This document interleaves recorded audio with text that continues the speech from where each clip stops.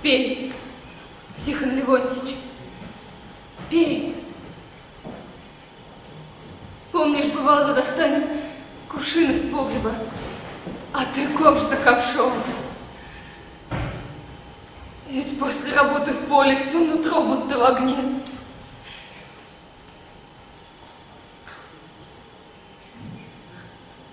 Вся ушла. Видать, очень пить хотел.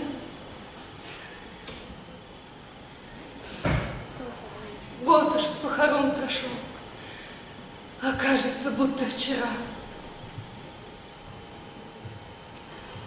Ну, потравили коровы барское поле, так ведь только чуть-чуть, у самой дороги. Я ведь тогда всю землю из-под их ног ногтями изрыла, просила живым оставить. Не выдержал, 3 дня только мучился. Доброго здравия тебе, добрая женщина. Добрый день, прохожий. Садись. Помяни мужа моего, Тихона Левонтьича. Год как ушел от нас. Спасибо.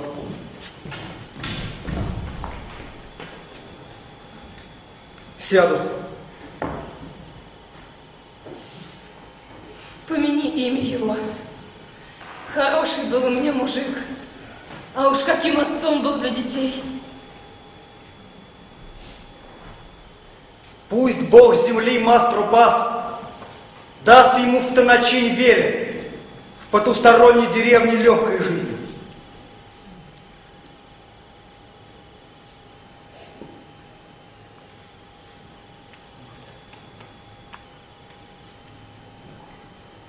Ты, видать, Христосу не молишься?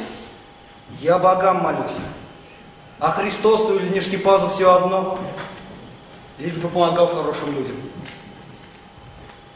Разреши мне свою семью помянуть, жену, сына.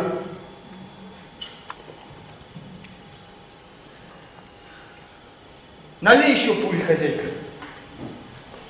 Как зовут, забыл спросить. Меня Олежка. А меня Васён.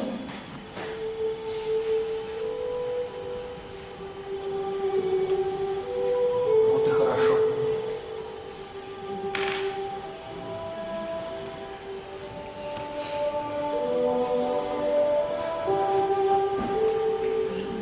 По глазам будто встречала где. Да глаза-то у всех одинаковы, если приходилось много видеть. А тебе много? Да. Да ты ешь, ешь. Детям отнесешь. Спасибо, Олежка. Спасибо будет больше от меня, если поможешь. А смогу? Просьба моя небольшая. Мне бы переночевать где ночи 2-3. Может, еще чем помочь? Ой, спасибо.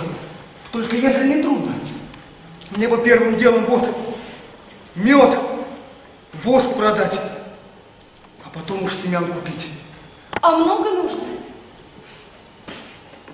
Да пуда 3. Ой, да столько. Если только у барина, так ведь к нему же не пойдешь. Это верно. К нему не пойдешь.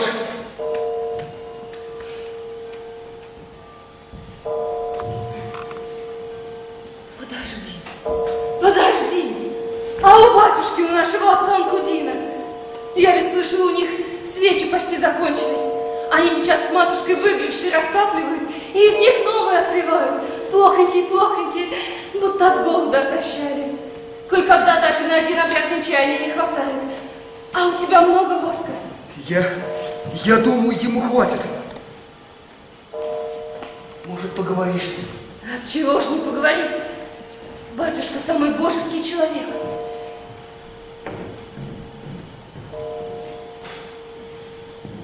Когда Тишу моего кнутами стегали, батюшка прибежал, выставил свой нагрудный крест перед стязателями. Хотел отвести их от моего несчастного мужа, а он был уже весь в крови. Молодой барин Андрон отбросил батюшку в сторону. «Не жди от Бога прощения», — сказал батюшка. «Он видит твои дьявольские дела».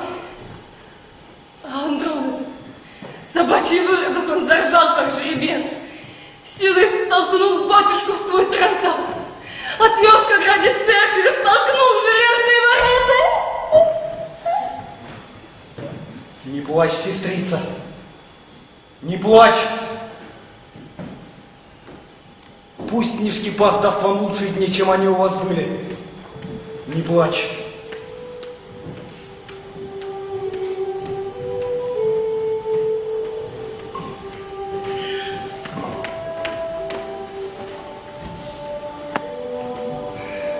Идем, Олежка.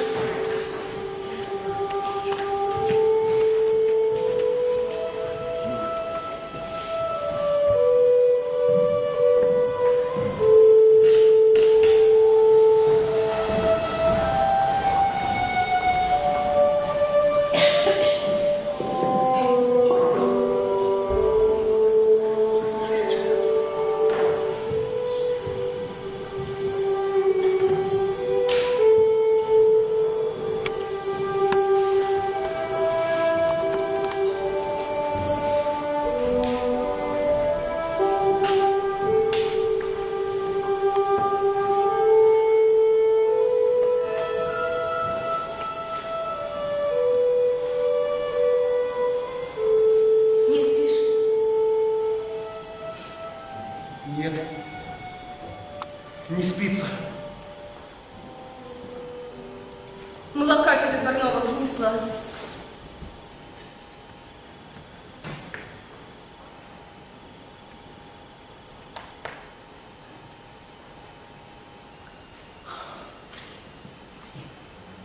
Хорошо. Как будто в детство возвращаешься.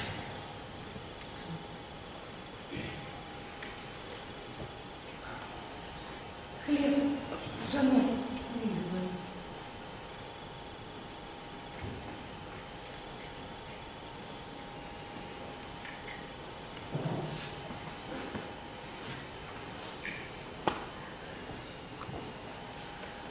Спасибо тебе, Василий.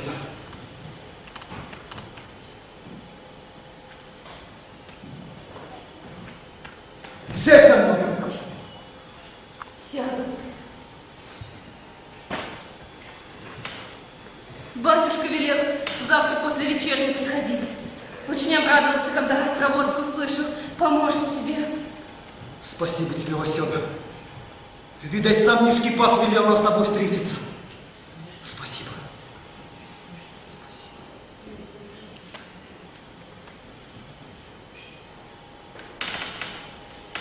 Мягкий.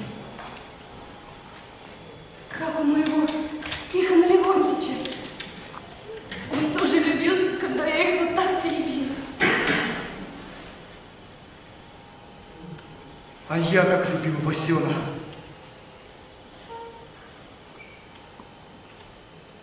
Волосы мягкие. Видно, и нрав такой же. Нет, Васена. Не знаю, какой я. Капризным не был. Но столько смертей приходилось видеть, да и самому приходилось кровь пускать. От этого и сердце задубело. Не знаю, какой я, Васена, теперь, ой, не знаю. И ты у Емельяна Ивановича был? Был. Вместе с другом. Пошли за лучшей жизнью, там и встретились. И думаю, навсегда с такими не расстаются. И в прошлом году, и этой весной мы все на Сорлей бегали. Смотрели и плакали. На каждом плоту по 4, а то и по 5 качались.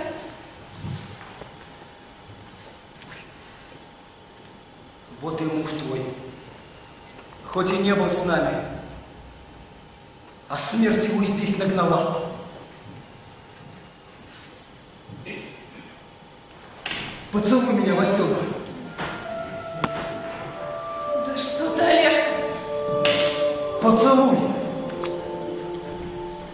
Ведь мы встретились с тобой на этой дороге не случайно. Голодные мы для любви, Васена.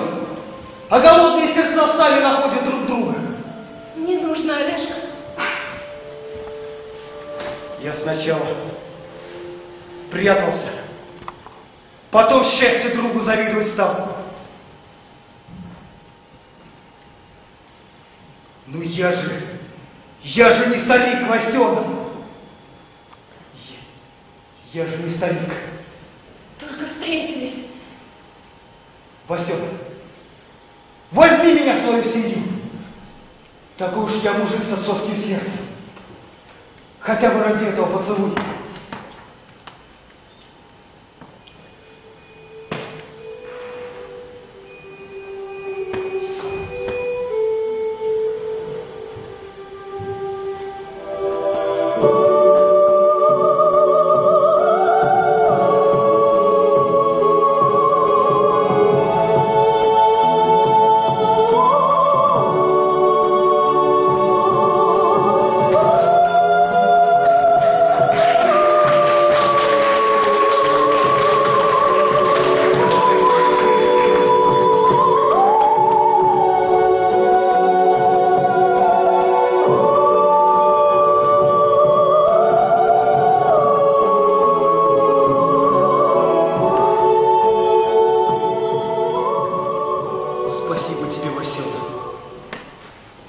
Такое тепло на сердце. И словами не описать. Спасибо тебе.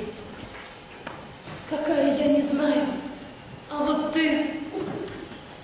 Будто Тихон мой ко мне снова вернулся. А жена твоя говорила, сколько счастья ты ей приносил. А зачем? Мы это сердцами чувствовали. Васена, дай мне слово. Я приду за вами. Что ты, Олежка? Какое слово? Свекор? Свекровь? Да без меня кому они здесь нужны будут? Вот, Олежка, возьми от нашей семьи каравай хлеба ржаного твоим друзьям.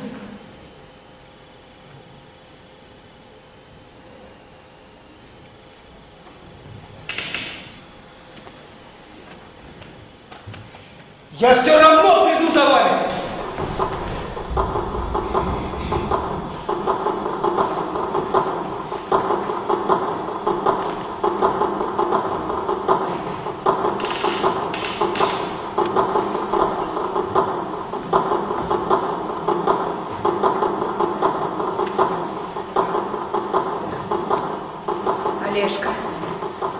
Где ж тебя носит? Да придет, ну Янца, придет! Ой, Нишкипас! Спасибо тебе, Нишкипас! Шум браки, Олежка! Шум браки! А мы здесь все чуть не умерли, а? Да попробуй не еще куда-нибудь! Все ж перепутали, где день, а где ночь? Да придите же вы в себя! Ну приплыл я! Приплыл! И главное, все, что нужно, привез. Вот. Так, ну-ка. Держи, Нечай. Радай. Сынок, держи-ка штихеля от Салатича, батюшка передал. Ну? А семян привез? Ну я за семена привез, конечно же. А главное, с такими людьми добрыми познакомился. Обо всех расскажу. И встретил я там батюшку. Если есть где-то у них там Христос, то это точно он. Ну все, пошли семена разгружать.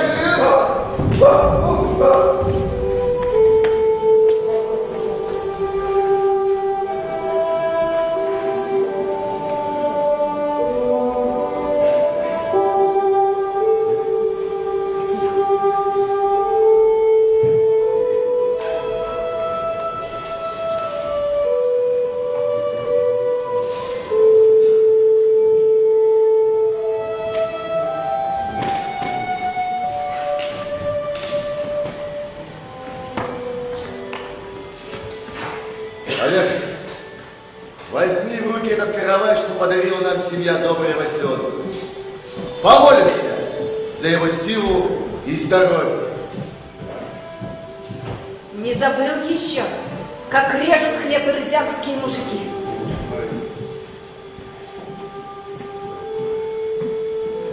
Да разве такое забудешь? Нас, когда мы маленькими были, матушка грудью кормила как-то.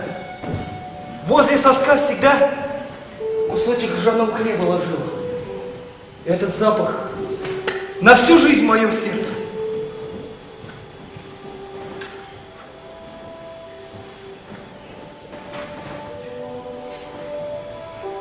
Первый кусок хозяина.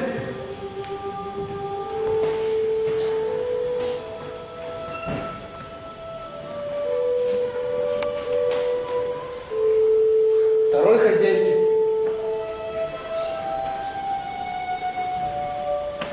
Третий, если не возражаете, мне самому. Ну а это тебе, Рада, продолжателю Нечаевского рода.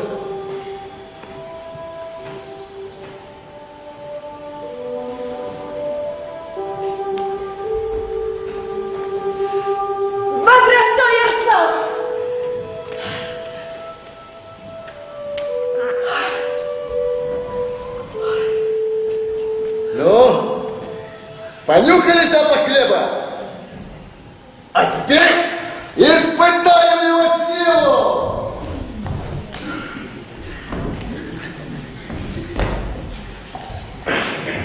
Да чтобы вас перебороть, нужны другие кружки.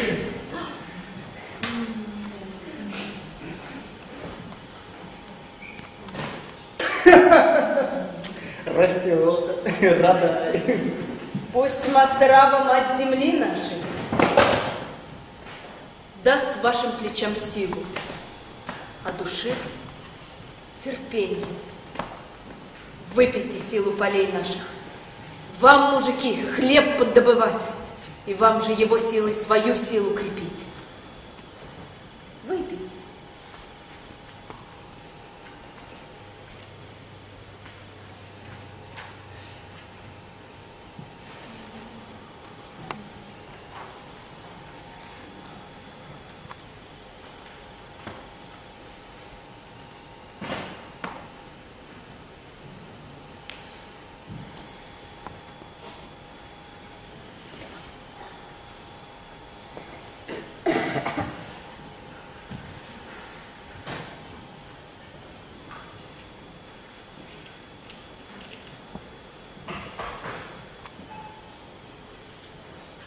Встаньте оба передо мной.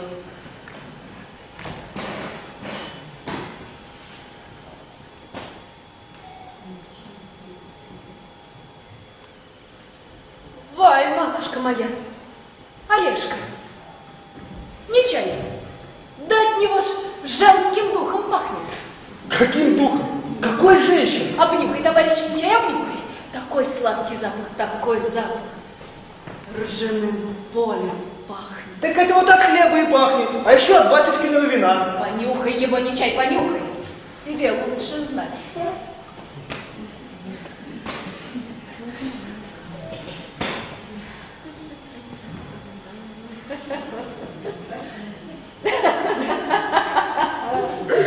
Да! Даже лик ее видит. Глаза зеленые. А сама вот такая. А зубы лепестки цветка черемухи. Грудь высокая, поцелуй. И стыда-то у вас нет. При ребенке. Дядя Олег, а как хорошо было бы, если бы у меня была братнина жена, Улечка. Видишь, как хорошо моему тяде с моей аварией. Ну прекрати, сынок, прекрати. Я бы перестал, сынок. А то смотри, приведет тебе дядя Олеж какую-нибудь бабу-ягу. Будешь ждать. Не приведет. Мы знаем, кто нам нужен. Тетя Васена нам нужна. Дядя Олеж, я все слышал, когда ты тете мне и Аване рассказывал. И про Дему знаю, и про Агашу.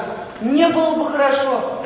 Брат и сестра, как будто Петрунька с коня бы вернулись. Понимаешь, сынок? Им от барина бежать надо. Да и муж там ее похоронил. Да и старики кому не нужны? Оставлять их одних? Да зачем одни? Сюда, к нам! А потом дома вам поставили, я даже придумал где. У Лебединого озера. И была бы у нас целая деревня. Стали бы в гости ходить друг к другу. Не так все просто, сынок. Не так все просто.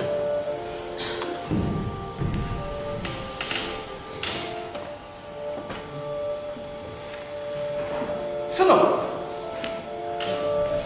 что ты там нашел в хлебе тети Василы? А я звездочку свою хочу найти.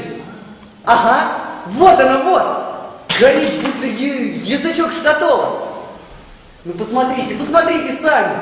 Первая звездочка, которую вы видите, ваша.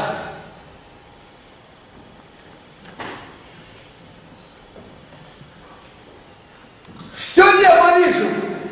А вот и моя звездочка. Будто капля росы на солнце играет.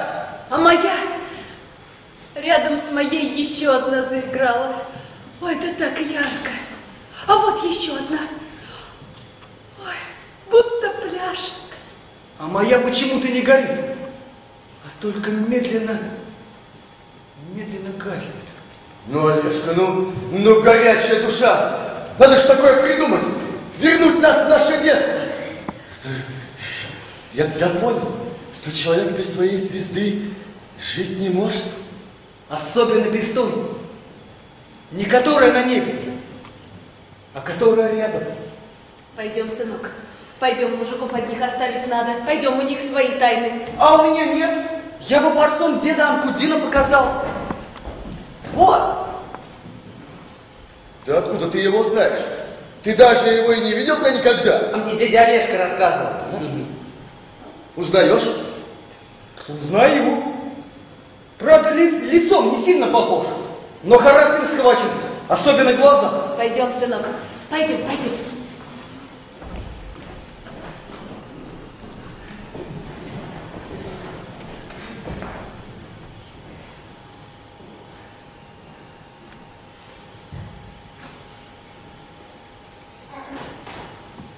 Ну, дружище, рассказывай. Хорошая женщина, как моя жена.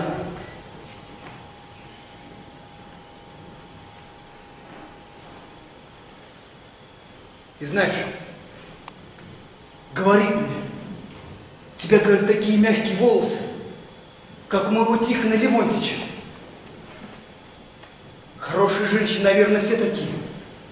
И дети ее, и Дема, и Агаша. Знаешь, глаза не детские, наполнены не детской печалью. Ну как их спасти? Предложил Васёне, нет, говорит, еще не время. А сама плачет.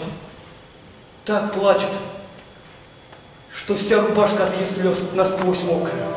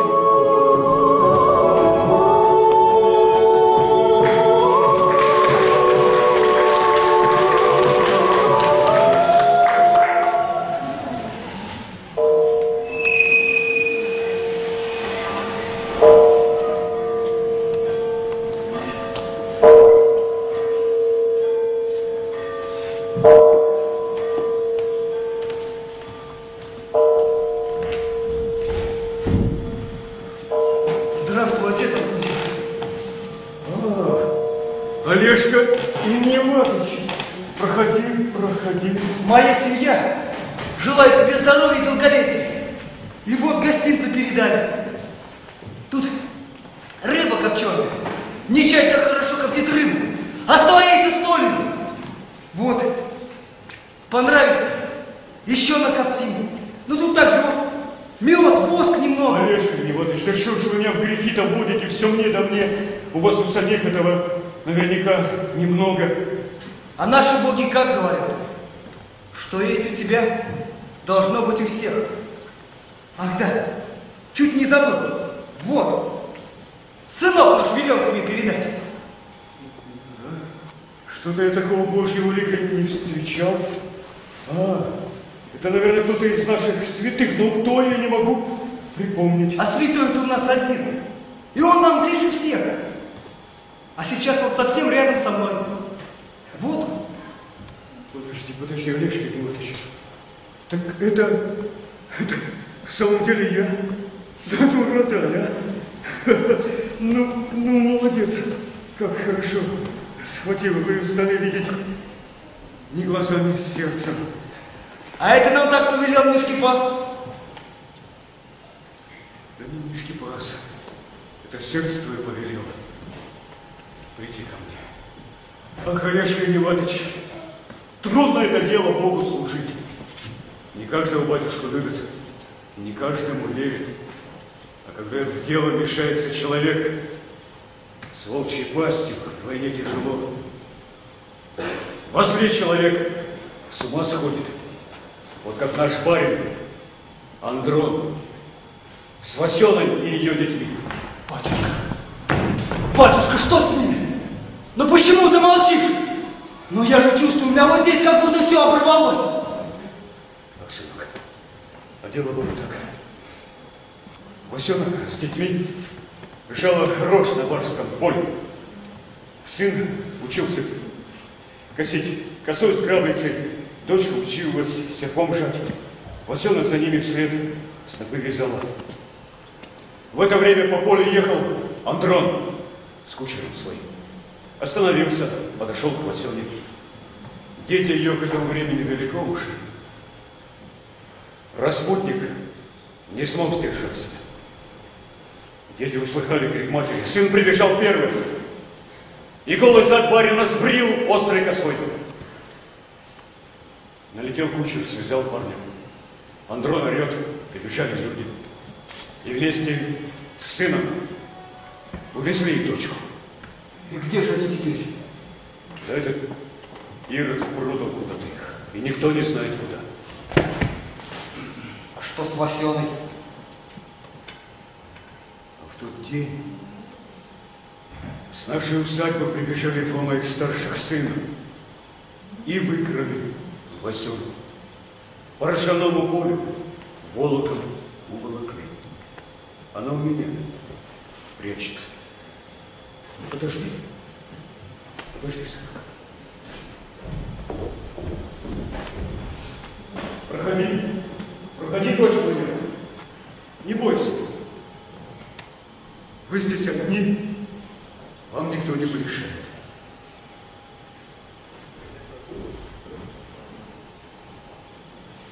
Васёна, подойди поближе. Я уже подошла. Хорошо. Тогда я сам подойду. Не надо, Олежка. Я так виновата перед тобой. В чем? В чем твоя вина? Стала на пути твоем. Боль тебе принесла. Какую боль, Васёна? Да у меня только после встречи с тобой сердце растаяло. Вот в том-то и беда, Олежка.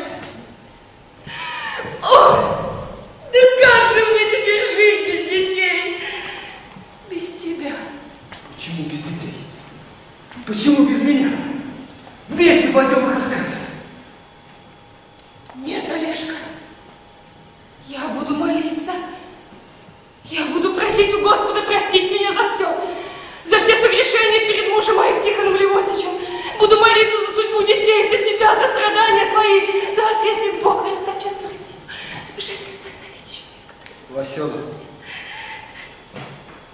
молись за счастье мое. За счастье прощения не просят.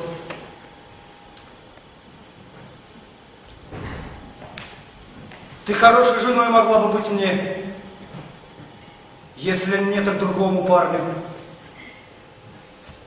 А почему бы и не мне? Вместе бы пошли детей искать. Может, не в такие собачьи руки продали. Конечно, то правда. Я была бы тебе хорошей женой. Сам знаешь, очень любила тебя. А дети... Дети так ждали твоего прихода. Так ждали. Да разве простит Бог мать, которая бросит детей на страдания, а сама будет жить одной только сердечной радостью? Не нужно, Олежка! Грешно это. Детей своих забыла, сердце на волю отпустила. Кланяюсь тому дню, когда я тебя впервые увидела. Я всегда буду помнить мягкость твоих волос и твое первое признание в любви. Поцелуй меня.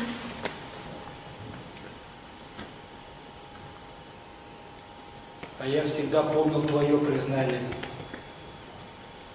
Какие у тебя мягкие волосы, как у моего Тихона.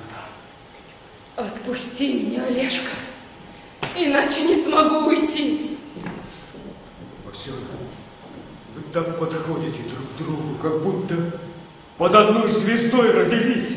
Нет, отец Анкудин, пусть для меня он останется таким, каким я его впервые встретила на кладбище, где мы поминали мужа моего Тихона. Это мне силы придаст, и детей своих найду.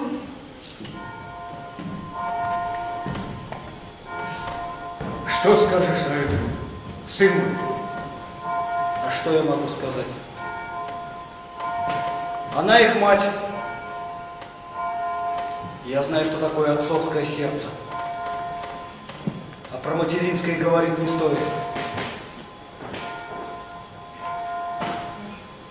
Я все равно буду их искать. Я так и думал, сынок.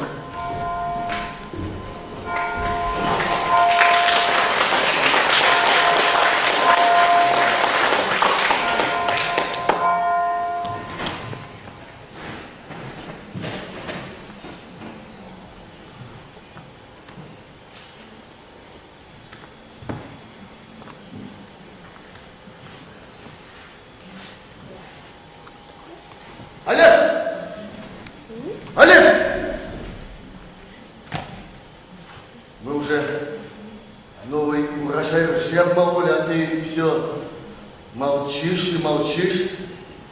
Да и работаешь ты как-то без радости. Не играет твой топор, как прежде. Увял, притупился. Нет, не чай. Не топор. Я сам притупился. Знать, сильно замерз, Алешка. Сильно не чай. Сильно. Счастье так было близко. И отняли. Кого? Лосен? Ну, кто? Кто вот? Да те же против кого свои головушки поднимали. Мужики! Мужики! Вы гляньте, что мы нашли у себя в погребе.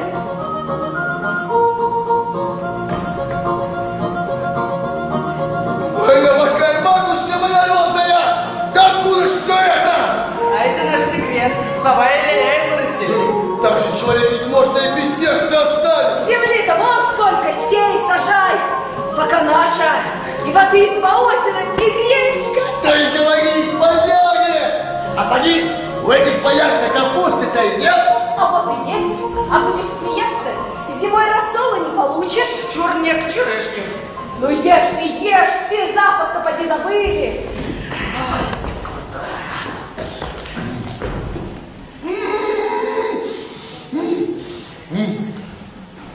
Словно детство мое вернулось. И мое. Когда в колыбельке качался? Шутишь, дядя Олег? Нет, родай, не шучу. Отец Анкудействие тебя хвалил. Говорит, меня не видел. А облик мой вышел. Да это что? У меня такое в голове вертится.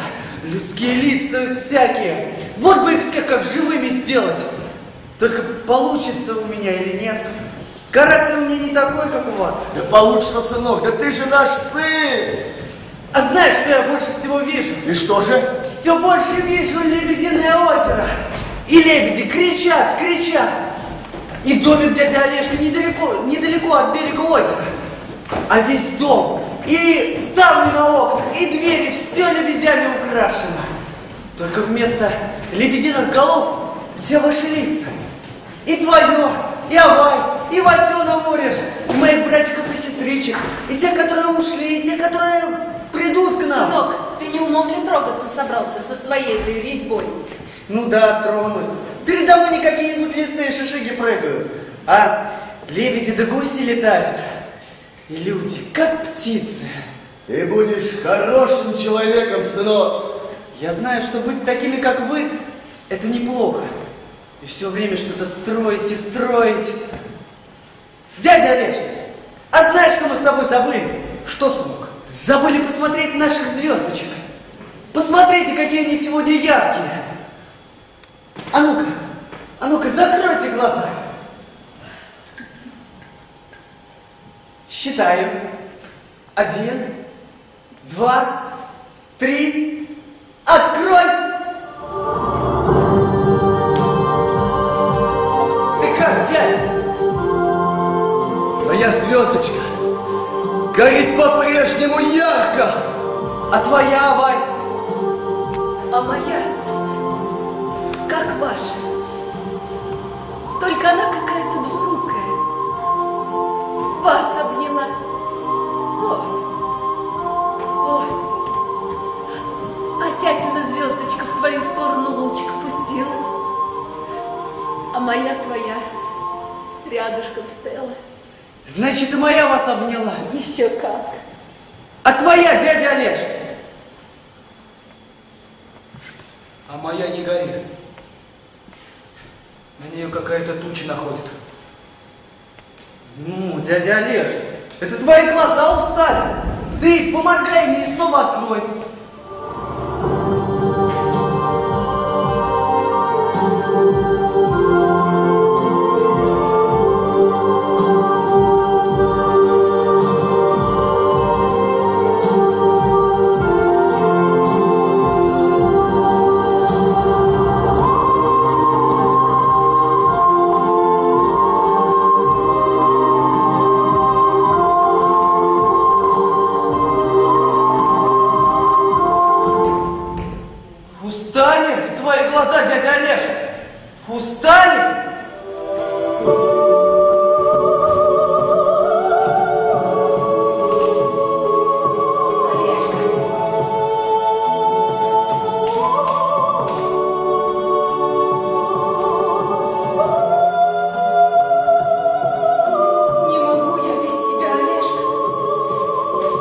Давай вместе искать детей моих.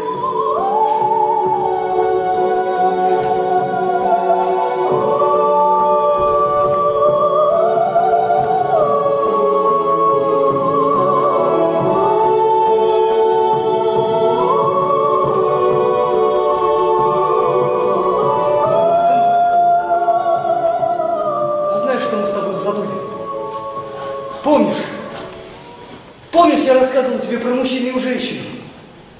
Так вот, их любовь друг к другу не знала границ. И они не знали, есть ли кто-то еще под этими дрожащими звездами. Бывало, сделают всю работу по дому, встанут друг против друга и начнут играть. Кто ты такая? Я эрзянская женщина, а ты кто? А я эрзянский мужик. Потом слово «эрзя» стали произносить короче. Без слов мужчина и женщина. Кто ты такая? Я эрзя, а ты кто? Я тоже. Я эрзя, и ты эрзя. Вместе мы эрзяне. Нету лучше нас людей. Во всем звездном стане. Но вот пришла старость. А ни детей, ни родных у них не было. А ни книжки пазл. Молим тебя, дай нам помощника. Умрем, род наш эрзянский исчезнет насовсем. Ну и как? Дал он помощника этой книжки паз. Долго пришлось ждать. И вот однажды спят старики дома. Дома темно, хоть глаз выколи, ничего не видно. И вдруг всю избу залило синим цветом. Не бойтесь, дедушка с бабушкой. Это огонь Нишкипаза. Смотрят старики, а перед ними мальчик в синей огненной шубейке. Это я, ваш внучек.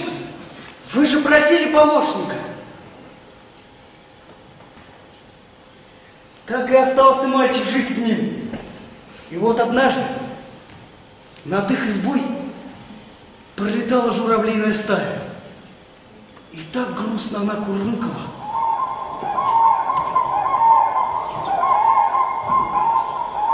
Мальчик разгадал их тайну. Журавлят своих потеряли. Как найти их? Спасти? Для этого нужно еще сильнее разжечь себе огонь Нишкипаза.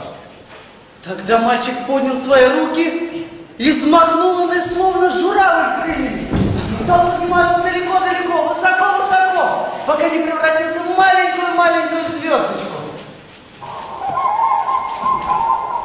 Это их внучек летает по небу и собирает заблудившихся журавлят в единую стаю.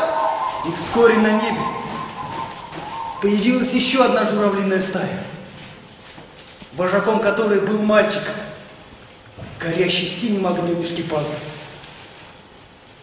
А журавлиная дорога становилась все шире и шире, все дальше и дальше вела на людей в какие-то необъятные края за лучшей жизнью.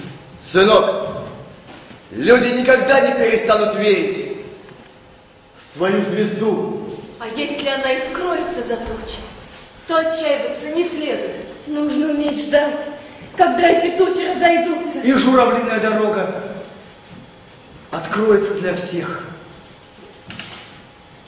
Васюна, Олеж, Авай, тетя, дядя Олеж, а нас эта дорога когда-нибудь хорошей жизни уведет?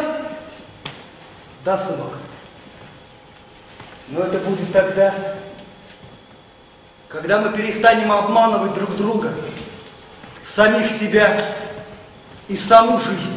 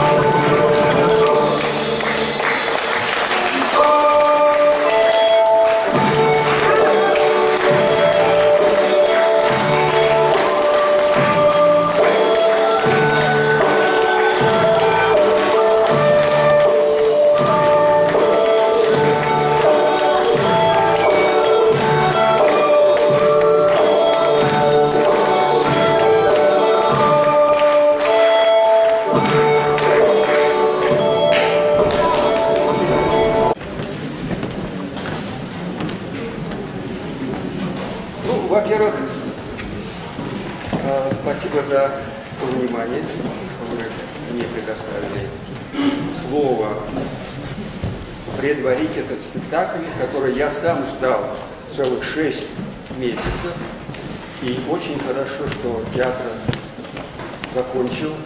Мы с вами вместе посмотрим, так же, как и я, так же, как и вы, и я, будем оценивать первый раз. Я думаю, что, и как я вижу, и знаю, вот даже по тем очень короткому знакомству с работниками этого театра, здесь работает очень хороший творческий коллектив. Не в очень большом театре, не в очень большом городе есть хороший творческий коллектив. Коллектив, который взялся за осуществление пьесы автора, который писал когда-то и другие пьесы, но автора, который... Вот сегодня мы с вами беседовали о том, как преподавать национальные языки, литературу, культуру и так далее. Вот как раз эта тема сегодня на этом спектакле и защищается. Пусть это на русском языке, потому что театр русский, и благо, что русский театр берет национальную вещь, переводную вещь, и решает эту вещь так, как автору хотелось бы это видеть. А перед тем, как вот начнется этот спектакль, я хотел бы немножечко дополнить то, что я там не сказал вам, потому что действительно время наше ограничено довольно. Единственное могу сказать, что я ваш родственник, действительно, и правильно немножко отметили. Я когда-то, а когда-то это, дай бог, почти 60 лет, привез сюда свою сестру, Раису Сергеевну Брыжинскую, которая потом стала Нарушевой, и которая всю жизнь, всю свою педагогическую жизнь и работу отдала вашему селу, вашей школе, не вашей, а Кирюшкинской школе. Это вот первое. Второе, я хотел несколько слов сказать о том, чем я занимался, и почему именно я оказался здесь, на этой сцене, почему сегодня мою пьесу ставит этот замечательный коллектив. Дело в том, что я закончил театральный институт, театроведческое отделение, достаточно хорошо знаком с родной культурой, всю жизнь изучал я и язык, и литературу, и искусство, культуру Мордовии. Поэтому, в конце концов, да, работал я на телевидении целых 20 лет, так что это искусство мне знакомо непосредственно. Ставил немало спектаклей на телевидении и в театре, то же самое, и такое даже в моей жизни было. А вообще-то 25 лет я работал в университете, преподавал, опять же, свою специальность – культуру, театральное искусство, национальное искусство, национальный театр. Все это моя область. Поэтому несколько слов буквально хотел бы сказать вот о чем. Как вам устраивать работу по воспитанию национального, в ваших школах, национальных школах, прежде там, где есть Мордва, и не только Мордва. Дело в том, что вот так же, как на этом спектакле, видите, большое внимание я бы вам советовал обратиться на обрядовость, на культуру, народную культуру Мордвы. Народная культура Мордвы богатейшая, особенно песенное творчество. Мало таких народов в мире, которые бы пели таким многоголосием, как поет мордовская женщина, прежде всего. Мужское пение как-то у нас ушло куда-то. А женщины наши могут петь 8 голосов. Простая женщина деревенская, вот собирают они коллектив, Манька, ты будешь первым голосом, там Дуня вторым голосом и так далее, и так далее. И вот простые женщины, необразованные, даже неграмотные, могли петь. Ну, сейчас, к сожалению, их почти не стало уже. И вот когда идет у нас ежегодный фестиваль, то уже мы этих старушек, родных, милых старушек, уже не видим. Они ушли куда-то. А молодежь, к сожалению, и наша с вами вина, мы не воспитываем любви. Мы не в том не воспитываем, но не можем, никак не можем воспитать любовь к своему искусству, своей культуре, где именно человек проявляет из себя вот любовь к своему отечеству, такому маленькому, да не только маленькому, но и большому, через культуру. А где прежде всего мы можем вот сейчас встретить пока отголоски той культуры? Это прежде всего наша обрядность, наша праздничность. Я не буду говорить, перечислять все эти праздники, где есть действо, где есть игра, где есть песня, где есть танец, где есть переживания большие, где есть поэзия, очень высокая народная поэзия. Они все, я назову вам книгу, они все в этой книге есть. Это, я не думаю, что я хвалить себя буду ни в коем образом, но есть такая книга, которая называется «Мордовская народная драма». Большая книга. И там, в этой книге, даны 10 пьес, которые построены на обрядовости Мордвы. Здесь и девичьи праздники, здесь и рождественские праздники, и прочие праздники, где проявляется душа народа, проявляется искусство, драматическое искусство народа, песенное искусство народа. И вот этим путем, почему я обращаю на это всегда внимание, потому что через культуру, через искусство, и прежде всего песенное искусство, и танцевальное, конечно, и игровое искусство, и воспитывается душа человека. Вот я хотел бы себя, прежде всего, пригласить, и, конечно, вас, на тот спектакль, который мы сейчас с вами будем смотреть. Я думаю, что этот творческий коллектив очень творческий, и мы получим определенное удовольствие. Да, единственное, что хотел, я просто забыл, вот эта пьеса, это самая первая пьеса в серии 25 пьес, полнометражных, порой очень больших пьес, которые посвящены жизни Мордвы, прежде всего. И не просто Мордвы как таковой, а семье одного рода. И этот род начинает вот в пьесах моих существовать с момента поражения Пугачевского восстания.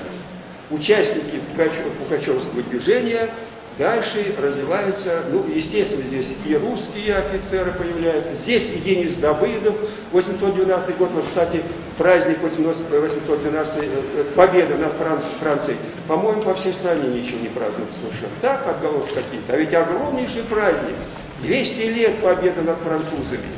Вот есть такая песня, и так далее, и так далее. И вот действия моих этих пьес доведены до сегодняшнего дня, когда рушится наше село, полностью рушится. И вместо наших прекрасных крестьян, колхозников и жителей сел появляются люди, которые строят коттеджи и прочие, и плевать им на это село, которое пустует или пустеет совершенно и погибает. А где еще есть культура, великая культура, как не на селе? Вообще вся культура откуда вышла? Только из народа.